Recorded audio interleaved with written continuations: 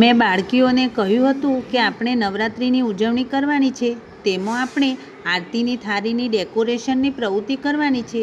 તો દીકરીઓ કહે, બેન તમે અમને એકવાર કરીને બતાવશો? મેં કીધું હા, કોઈપણ પ્રવૃત્તિ કરાવવા માટે ઘરેથી થોડી તૈયારી કરવી પડે છે.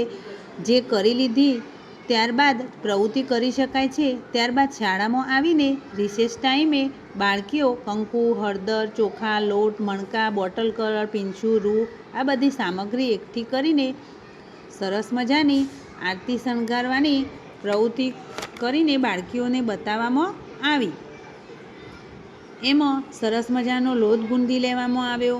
ત્યારબાદ તેના નાના નાના ગોળ કરીને થાળીમાં સરસ રીતે ધીમે ધીમે ગોઠવવામાં આવ્યા. ત્યારબાદ બાળકીઓ ખૂબ જ સુંદર રીતે નિહાળી રહી હતી અને પછી તેને વચ્ચે પણ એક રાઉન્ડ કરવામાં આવ્યું. દરેક ગોળની ઉપર એક નાનું કાણું કરવામાં આવ્યું. હળદરવાળા ચોખા કરીને તેને થાળીમાં નાખવામાં આવ્યા. વચ્ચેના ખાનામાં કંકુવાળા ચોખા નાખવામાં આવ્યા. કંકુવાળા ચોખા નાખ્યા બાદ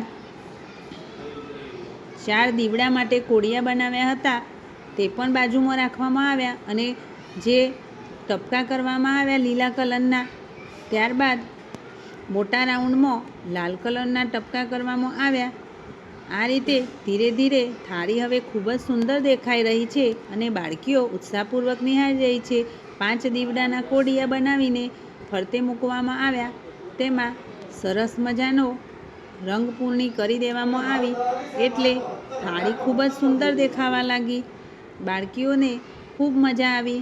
સાથે તેની નાની 4 દિવેટો કરીને દરેક કોડિયામાં મૂકવામાં આવી. બાળકીઓ ખૂબ જ ઉત્સાહપૂર્વક નિહાળી રહી હતી. તેમને ખૂબ મજા આવી. તેઓએ કહ્યું, બેન હવે અમે તે દિવસે ખૂબ જ સુંદર રીતે થાળીનું ડેકોરેશન કરી શકીશું.